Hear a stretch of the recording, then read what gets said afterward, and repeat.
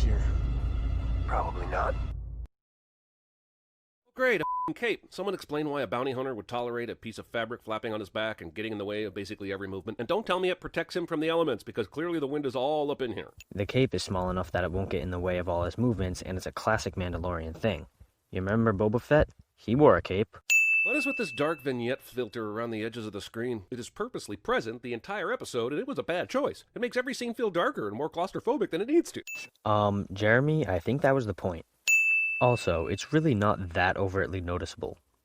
Surely there are 100 better places for Quarren to be, considering this is an ice planet and his moist, delicate tendrils would be sticking to every metal surface instantly. Well, yeah, but that's not a sin of this episode. I mean, they're in a bar right now, and Star Wars bars are famous for having tons of weird species hanging out in them. To be fair, having a door that operates like that at a bar seems like it would fail safety protocols. If drunk people are operating that door every night, there is zero chance this has never happened before. This place is clearly not the nicest of bars, and the town it's in is kind of a slum, so there probably aren't any safety protocols at all. Also, do you really think the bartender would particularly care about a drunk guy getting cut in half by the door? I mean, he get to take all the guy's money, so...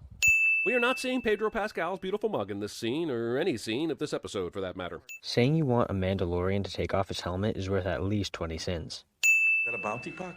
Yes, it is. And Star Wars is just getting lazy with their naming, because calling these bounty pucks is frankly really stupid. Why? It's a puck that shows bounties. Why shouldn't it be called a bounty puck? What do you think it should be called? The Puck of Death or some shit? Also, Mithril must know that he has a bounty on his head, and the moment the Mandalorian stepped into the bar, I am certain he would have recognized him as a bounty hunter. Why didn't he make a run for it? There's got to be a back door. He clearly didn't know that there was a bounty on him, based on the fact that he didn't run. Also, running away from a Mandalorian is a fucking death sentence. Fun fact, in order to leave the bar, they would have had to step over 2 halves of an entrails-seeping corpse, because this show ain't playing. How is that a sin in literally any way? I mean, damn, those are some perfectly white teeth. Tell me about dentistry and teeth whitening in this world, because these are some impressive chompers, and suddenly nothing else matters. Are you fucking kidding me? This is a futuristic universe with insanely advanced technology, and you're questioning how this guy's teeth can be so white?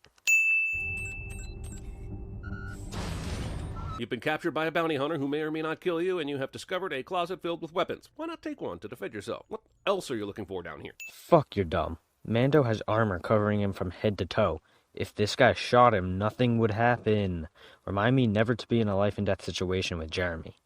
Also, how did he know how to open this console? Are we yada-yadaing our way around this? He didn't. He's clearly shown randomly pressing some buttons, and the fact that the closet opens actually surprises him.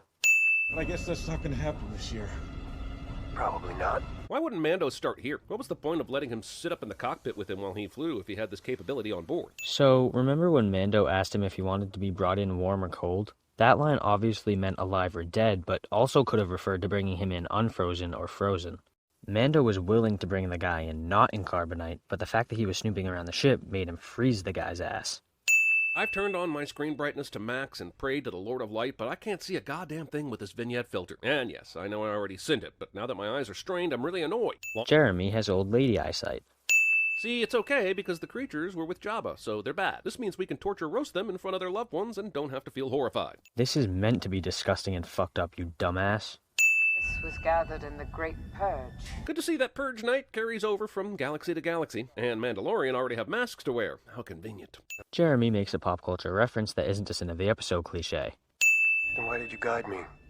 They do not belong here. There will be no peace until they're gone. Got it. Murder for the sake of peace. But why haven't you been wearing your goggles while traversing the desert? Are these cosplay goggles made of glitter and dreams? He took them off when they stopped. How is that difficult to understand?